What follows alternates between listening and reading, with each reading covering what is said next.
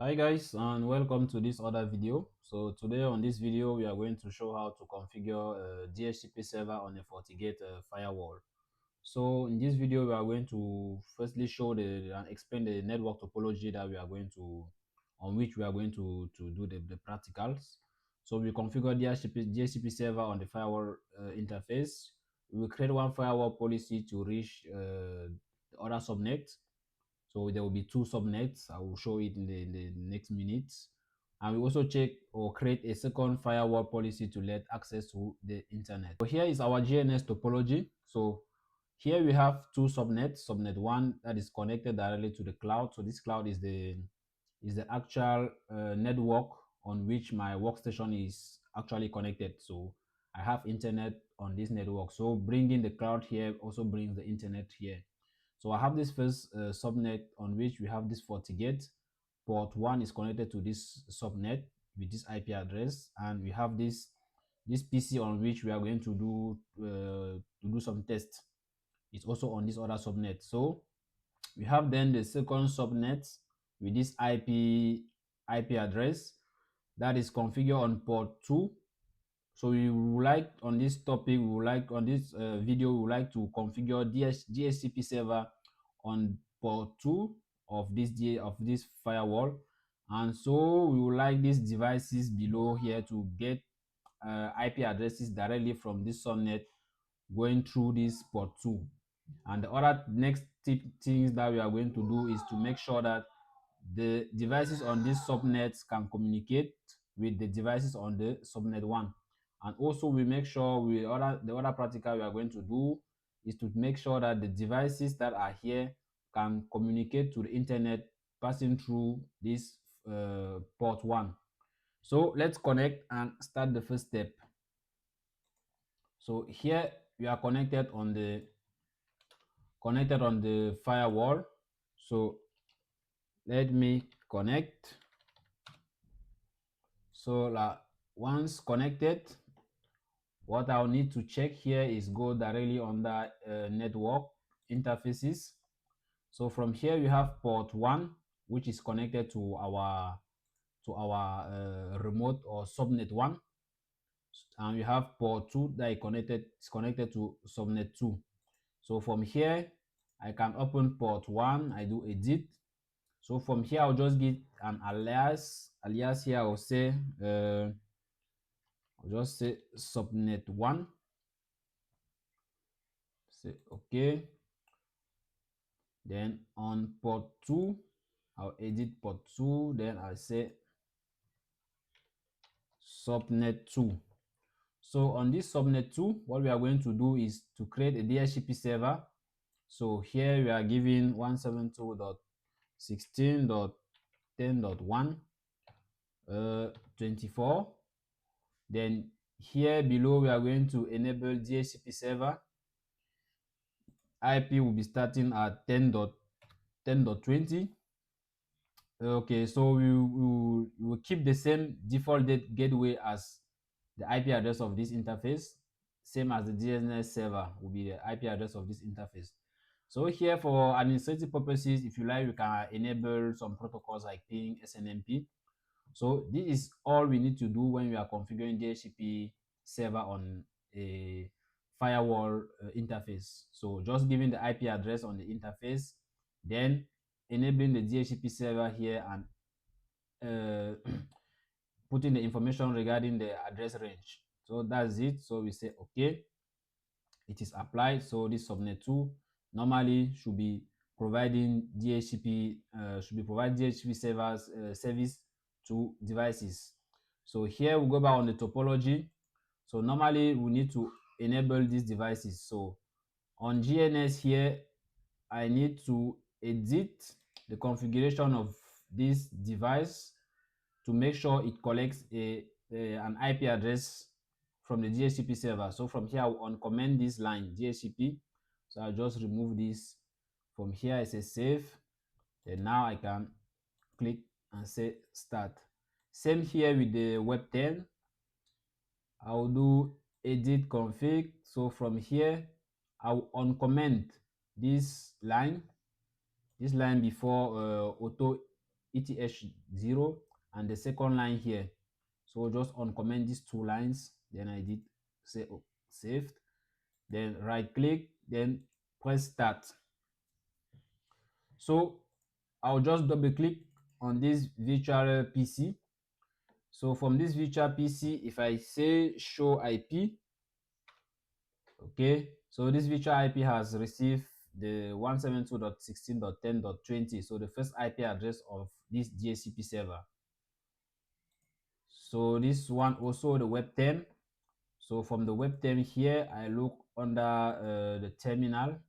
If I do if config, enter, so this has received the 10.21. But from here, we are not able to ping on this other subnet. So for example, from this PC, if I send a ping to this IP here, so let's try ping 192.168.2.68, hit enter, see timeout. So actually we are not able to go from subnet 2 to subnet 1. So the second task here is going to be creating a firewall policy to allow these two subnet to communicate. So we go back on the firewall. So from here, we will go under policy and objects. Then we take firewall policy. Okay. From the firewall policy here, what we are going to do, we are going to create a new policy. So we call this policy, we say from subnet 2 to subnet 1. Okay, so the from subnet 2 to subnet 1. So from here, the incoming interface will be this port 2. I'll say close. The outgoing will be port 1.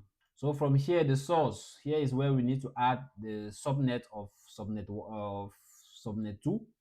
Yeah, so here on the source, what we are going to do here, we are going to add a new entry because there are default entries here, but here we are going to add a new entry type address. So this entry is subnet 2. So this subnet 2, what we are going to do here, we're just going to add a subnet. So this subnet 2 is 172.16.10.0. So I'll just add /24. So this is all what we need to do here for adding subnet 2. I'll hit enter. We would like to select new entry. Okay. So I've selected subnet 2 here. So here the destination will say next. We need to add destination. So here also as destination, we are going to add subnet 1. So from here, I hit create new address. I will type here subnet 1. The IP address of subnet 1 is 192.168.2.0/24. So this is it. I'll just hit OK. Yes, I like to select the entry. Okay. So from here, the next thing we need to select is the service. So we would like to do communication between subnet 2 and subnet 1, going through interface port 2 to interface port 1. So what services do we want to allow between on this communication? So I'll just hit plus from here. Then I can choose what service I want to enable here. So let's go by default by taking all. So I'll just hit select all. Just to recall that in the real scenario, in real life or enterprise environment, normally you should not be selecting all. You should always select the exact service that you want to allow on a firewall policy. So selecting all is not a best practice. So for the purpose of this video, we are going to take all from for here. So I'll say close. So all is good. Nothing else to configure here. So I'll just hit OK. Okay, the new firewall policy is here. So all I need to do from here is try again and try the ping. So from now you can see now that the ping is going through. So now from this subnet we can send a ping to this other subnet. Okay, but from this subnet, are we able to reach the internet?